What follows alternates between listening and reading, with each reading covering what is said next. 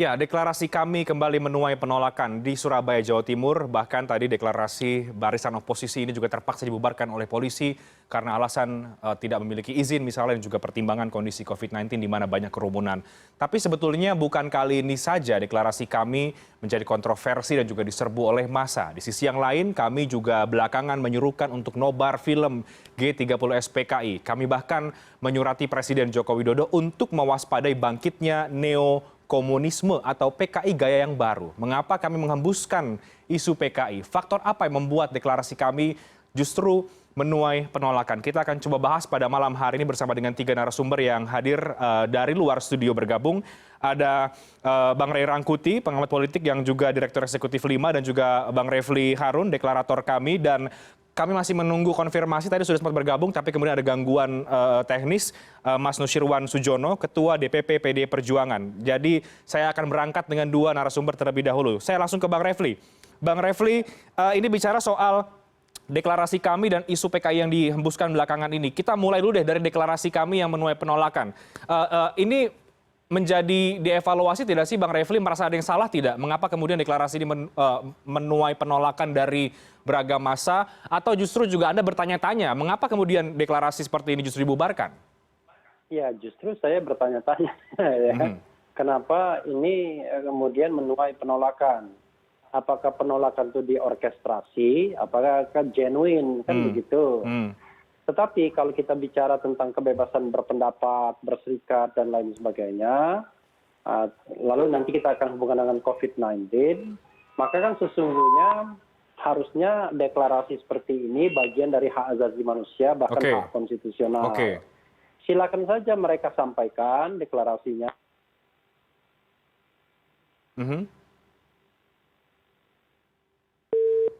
Baik, kami ada gangguan komunikasi dengan Bang Refli Harun. Ditahan dulu Bang Refli, kami akan coba perbaiki sambungan teleponnya. Jadi saya akan ke Bang Ray Rangkuti. Bang Ray, ini kita menunggu Bang Refli lengkap berbicara. Tapi tadi kita dapat poinnya bahwa Bang Refli juga bertanya-tanya, sebetulnya agak-agak bingung dengan penolakan ini. Apa yang Anda lihat sih, Bang Ray, dari rentetan penolakan deklarasi kami, sampai kemudian juga isu-isu PK yang kembali dihembuskan? Apakah ada yang salah atau sebetulnya ini terorkestrasi yang tadi juga dipertanyakan oleh Bang Refli Harun?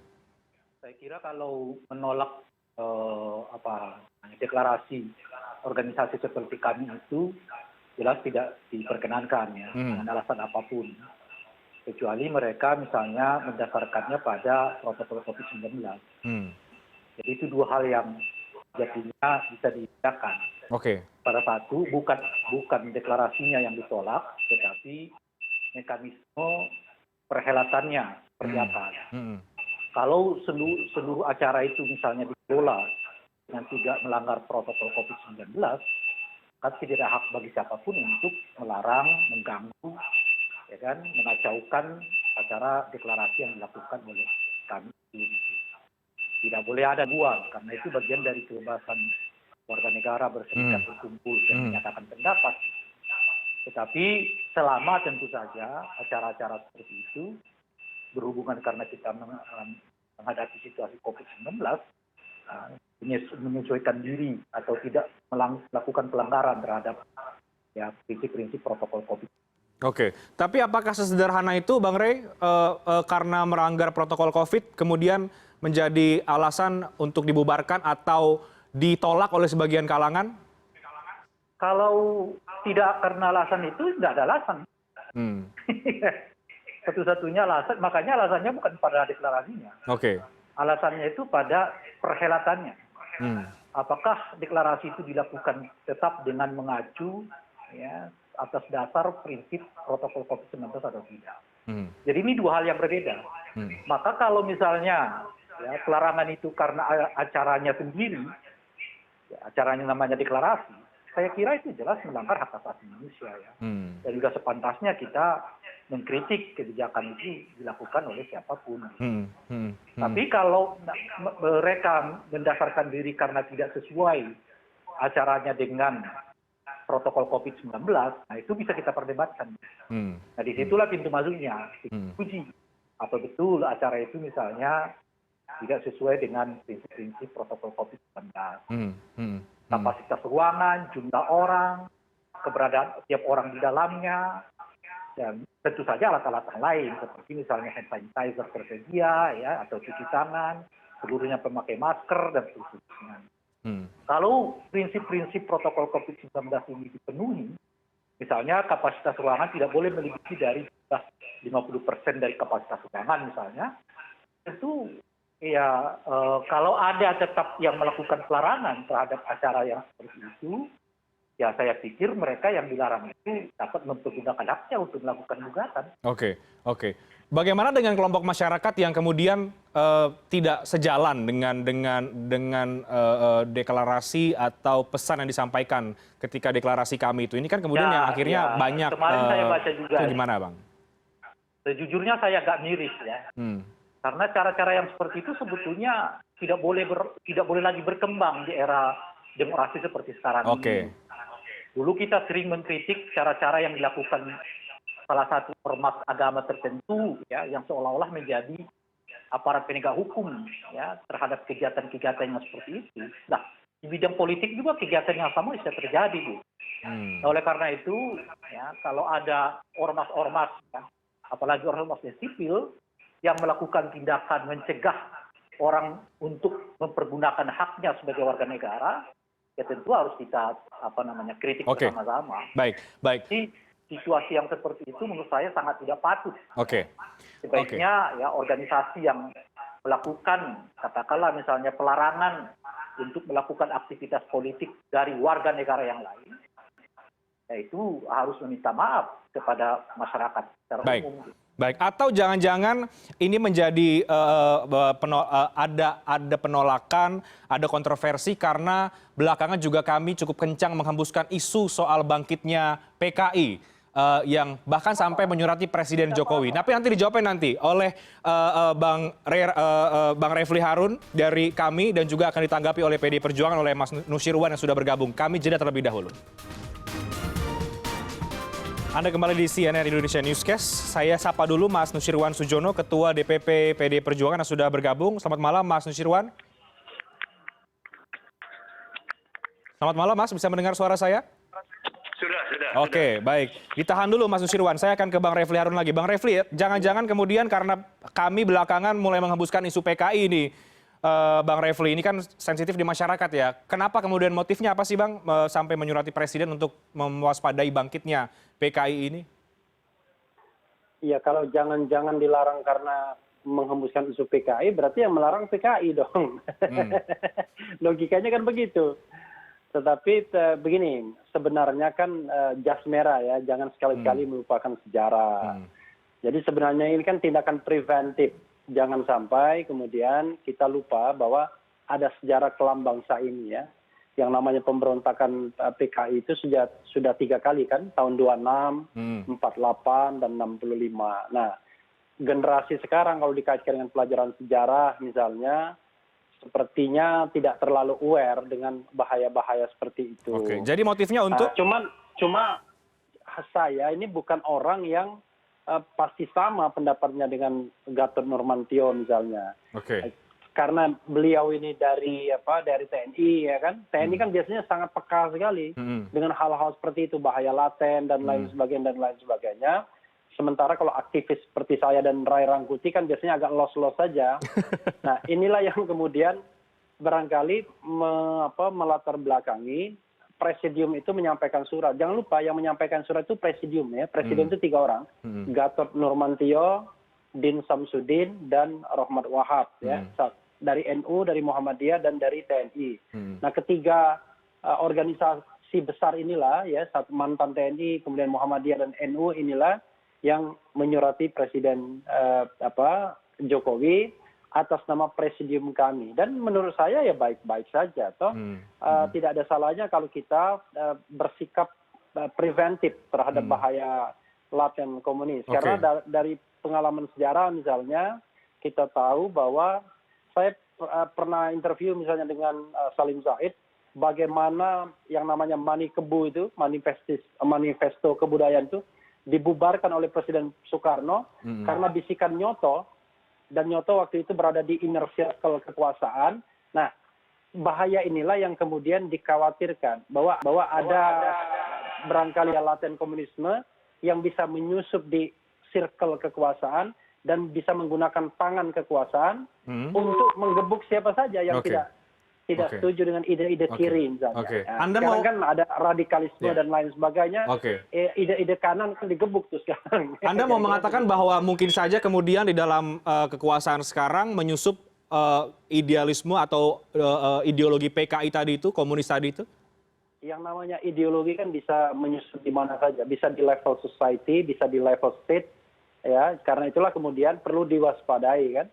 Dan ideologi tersebut, misalnya banyak orang berkeberatan mengenai undang-undang HIP yang berusaha misalnya menempatkan sila ketuhanan itu menjadi downgrade, jadi ketuhanan yang berkebudayaan misalnya. Nah, itu keberatan orang karena kalau kita bicara tentang sila ketuhanan yang maha esa, itu adalah mahkota dari Pancasila. Jadi inilah sila yang merupakan penghulu dari Pancasila yang kemudian turun ke dalam sila-sila lainnya juga. Sehingga ketika dia di-downgrade ke dalam misalnya Trisila atau Ekasila, banyak yang kemudian berkeberatan karena sudah mengingkari Pancasila yang tanggal 18 Agustus. Baik. Tahan di situ. Seperti itulah. Ya, baik. Ini satu contoh yang dikhawatirkan oleh presidium kami. Oke, baik. Saya bisa baca. Ya, baik Bang Refli. Saya minta tanggapan dari Mas Nusirwan dari PD Perjuangan karena juga yang mengkonsepkan soal RUU HIP tadi dan soal isu PKI yang mulai dihembuskan lagi oleh kami sehingga juga di sisi lain juga ada penolakan di sana sini. Tanggapan Anda bagaimana, Mas Nusirwan? Tampaknya beberapa pihak agak kesulitan mencari topik yang bisa ditampilkan pada kondisi saat ini. Sehingga ungkapan atau katakanlah tema-tema klasik itu dimunculkan. Meskipun apakah itu masih relevan atau tidak, itu tampaknya menjadi hal yang tidak terlalu penting. Tapi saya melihat bahwa ya hal-hal yang lain yang seharusnya mungkin untuk mensupport pada kondisi pandemi COVID pada saat ini tentunya itu lebih prioritas ya. Tapi tampaknya ini juga menjadi kesempatan, timing yang tepat untuk mengungkap hal-hal yang sebetulnya mungkin sudah tidak waktunya lagi, tapi tampaknya mengalami kesulitan. Tema apa yang akan saya gunakan untuk melakukan koreksi, ya tapi itu kan hak setiap pihak untuk mengungkapkan itu untuk disampaikan. Tapi tentunya rakyat pun, meskipun Bang Refli tadi mengingatkan soal sejarah, tentunya juga rakyat juga tidak terlalu sudah memahami ya, nggak perlu terlalu membuat sebuah kekhawatiran memunculkan hal-hal baru yang sebetulnya itu sudah tidak pada masanya lagi saat ini. Tapi demikian pula tampaknya itu tadi sekali lagi saya katakan itu adalah sebuah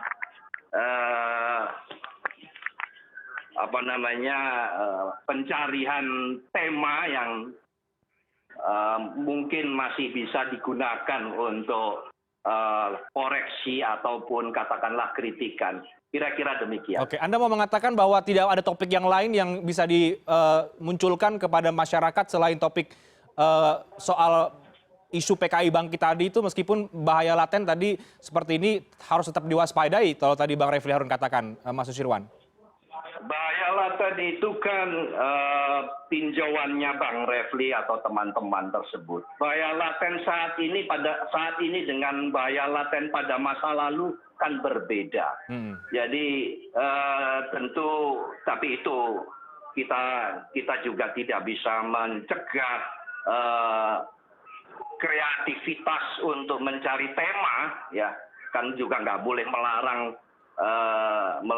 orang berpikiran untuk mencari tema yang apa yang akan digunakan. Tapi menurut kami tidak perlu dikhawatirkan karena soal pemahaman-pemahaman tersebut saat ini juga rakyat tidak terlalu terbelakang sekali. Sudah cukup latihan demokrasi sejak pasca reformasi sudah kesekian kalinya dilakukan dan itu sudah sangat mencerminkan aspirasi itu dilakukan.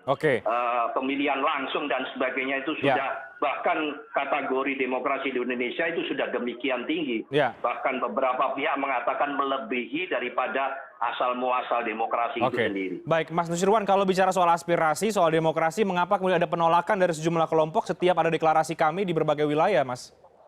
Sama saja dengan deklarasi tersebut tidak bisa dicegah, termasuk diantaranya apabila ada yang menolak.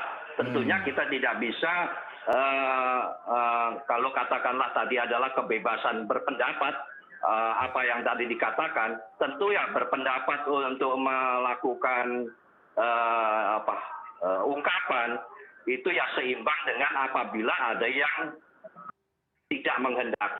Itu sama-sama harus kita hargai antara yang mengungkapkan dengan yang keberatan, yang menolak. Itu meskipun kami juga tidak begitu paham dari aspek di sebelah mana ini yang baik yang menolak, kita kan juga tidak melakukan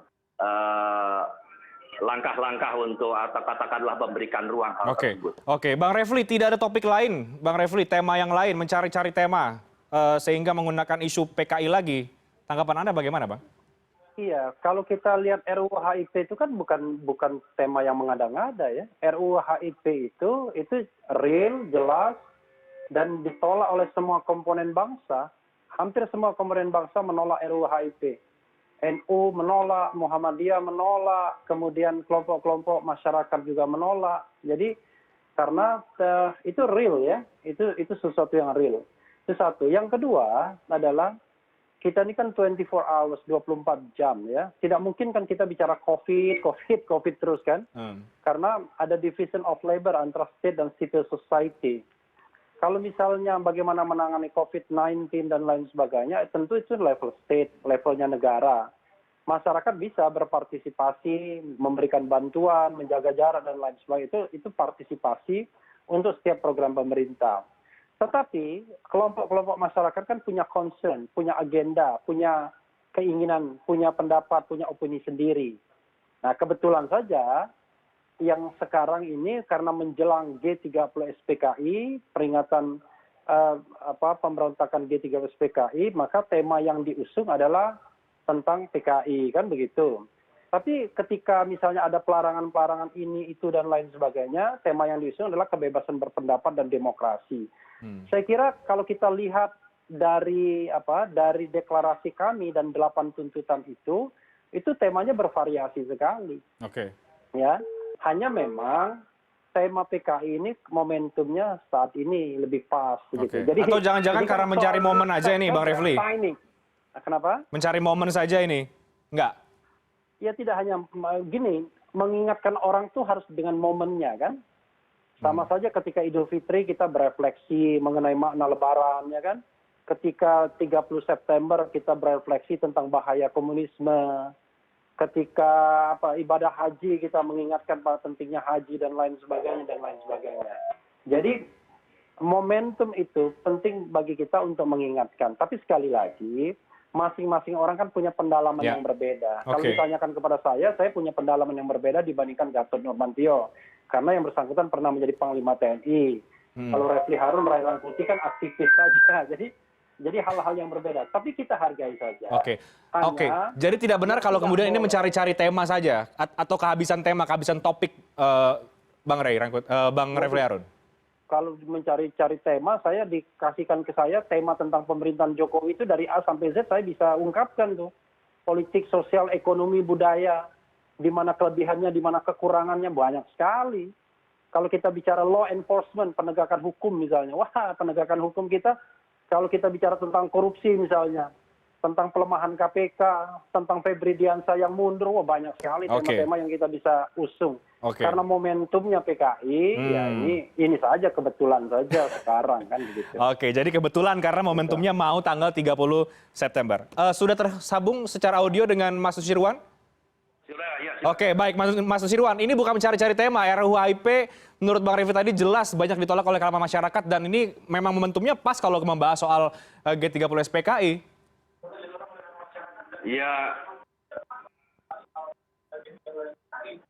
Ya tadi kan awalnya saya menanggapi hal tersebut karena Bung Refli mengatakan bahwa ini kita harus tetap waspada terhadap bahaya laten. Topiknya kan itu.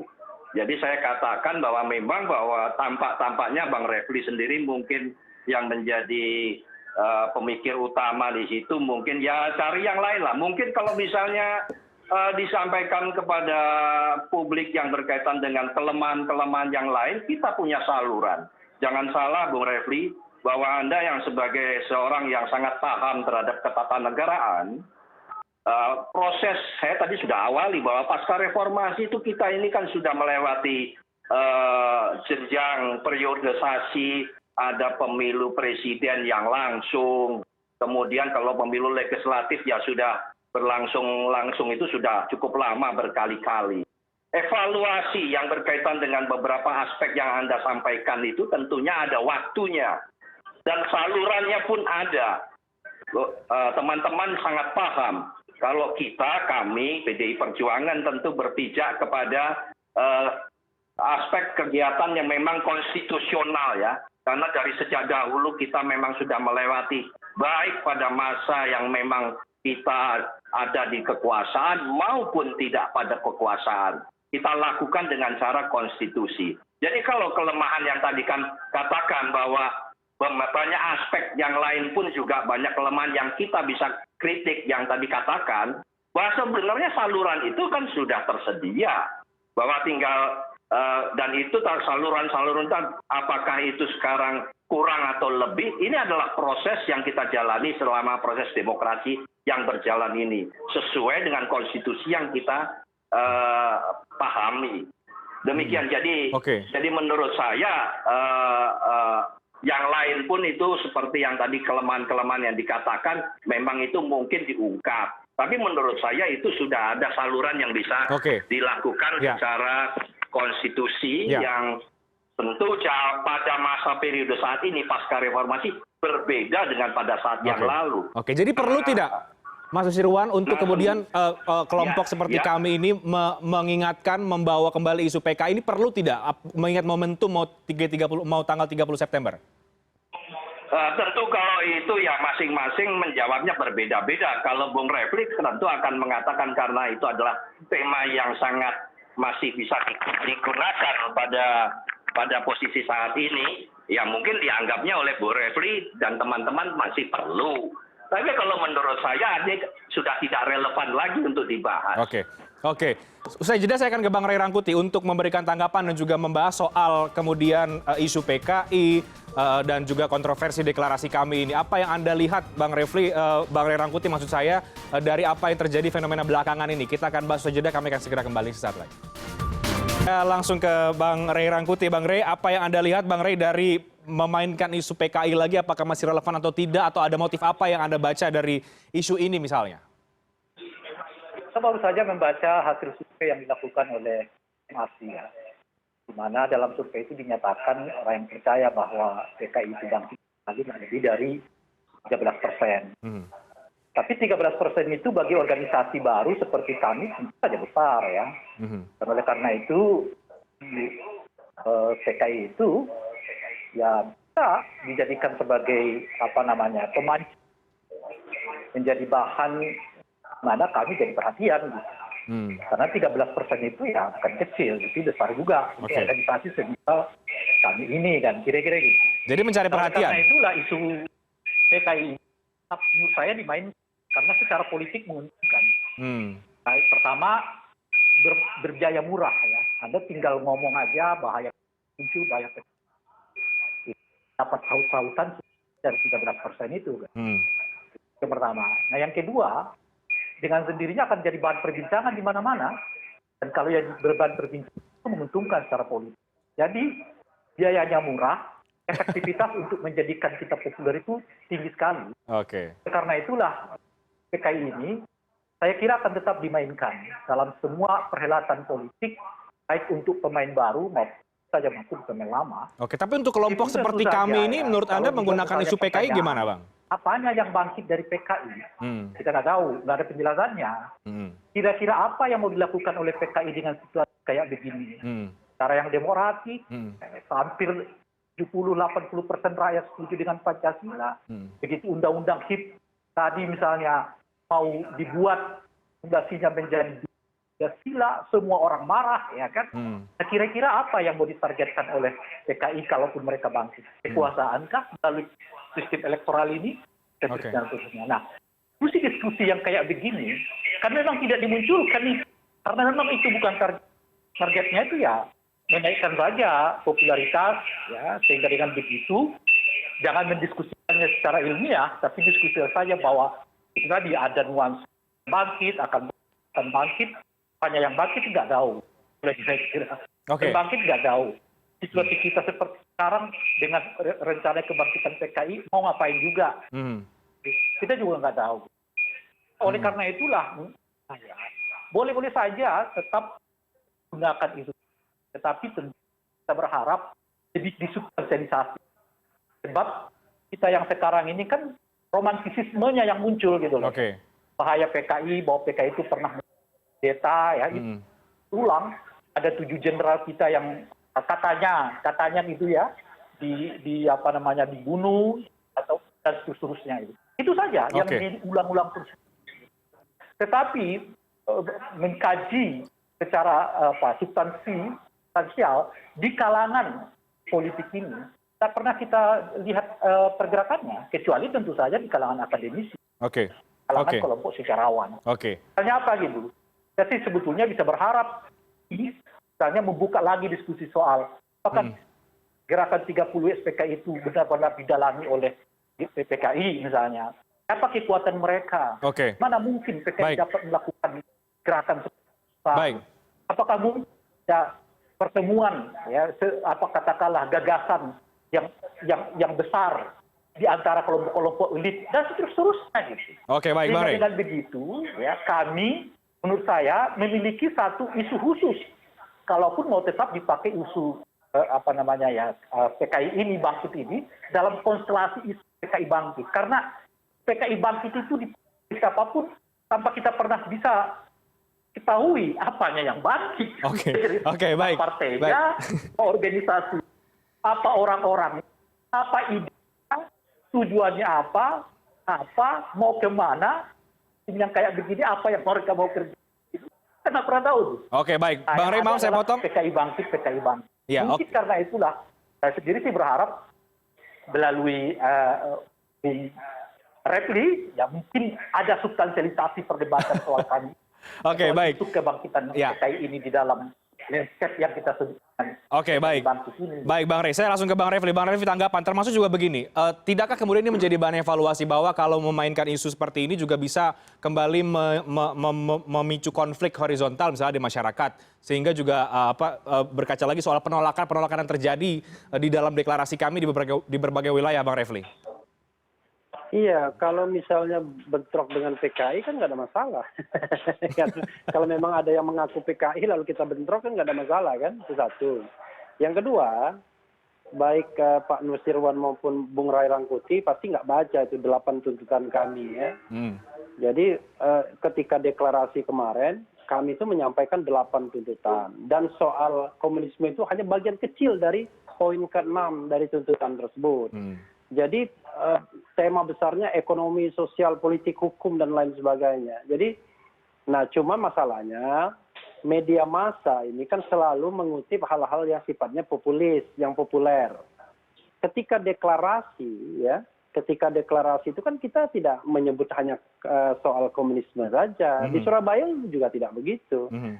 Nah, ketika kemudian Presidium mengirim surat kepada Presiden Joko Widodo, itu soal momentum sekali lagi. Tapi ketika 18 Agustus kemarin deklarasi, itu 8 tuntutan yang disampaikan, dan itu 8 tuntutan itu sudah saya replikasi ke dalam kanal YouTube saya dan lain sebagainya. Cuman masalahnya kita ini kan masyarakatnya hidup dalam apa yang bisa dia tangkap saja, dan media juga begitu kan, selalu mencari angle yang kira-kira bisa bikin rame. Nah, yang bikin rame sekarang ini adalah namanya Gatot Nurmantio dan isunya PKI, kan gitu, kira-kira itu aja. Karena Pak Gatot juga menyampaikan isu itu ke masyarakat, Bang Refli. Dua itu aja, termasuk Rai Rangkuti.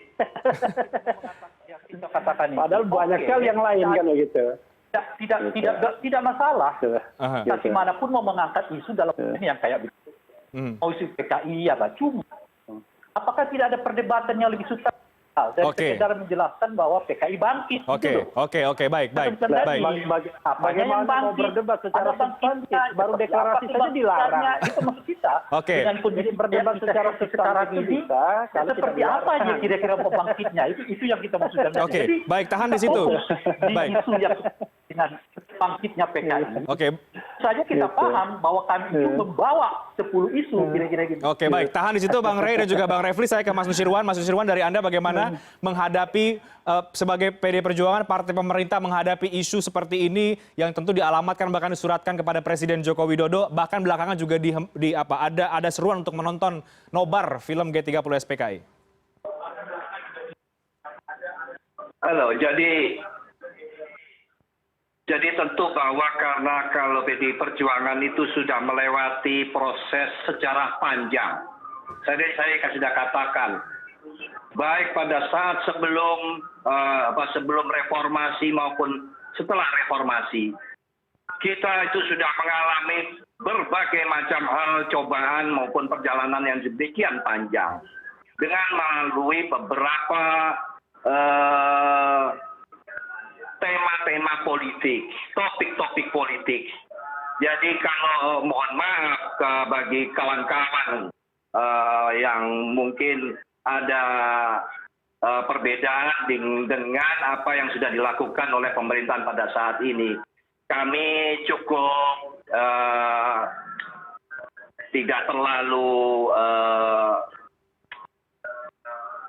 ya tenang-tenang sajalah, artinya itu nanti tentu ada waktu, ada masanya, saat untuk sampai kepada hilang sendiri atau katakanlah tenggelam demikian. Mohon maaf karena kita tentunya melewati kejadian-kejadian itu sudah bermacam-macam ya. Catatan-catatan itu sudah cukup. Ya ini kan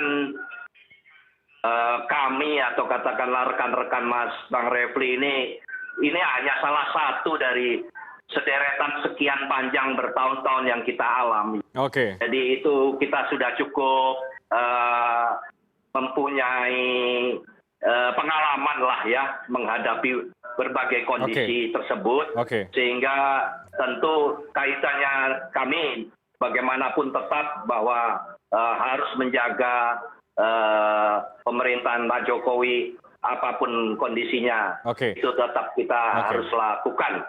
Artinya kalaupun ada surat ataupun ajakan atau menghimbau untuk mewaspadai bahaya PKI komunis, ditanggapi juga harusnya dengan santai-santai saja, Mas Nusirwan. Ya, kalau misalnya kaitannya dengan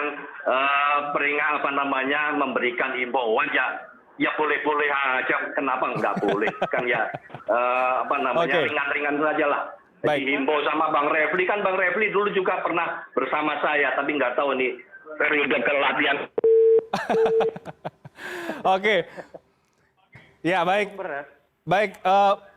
Mas Nusirwan, Bang Rey, dan juga Bang Refli, menarik sekali, tapi sayangnya durasi kami sangat terbatas, begitu. Jadi kebersamaan ini harus kami sudahi. Mudah-mudahan ini menjadi diskusi yang menarik dan juga pembahasan yang bisa. Bagaimana mau diskusi sebentar aja durasinya terbatas. Lain kali kita tambahkan lagi, Bang Refli. Terima kasih banyak Bang Refli Harun, Bang Ray Rangkuti, Mas Nusirwan sudah bergabung bersama dengan kami pada malam hari ini.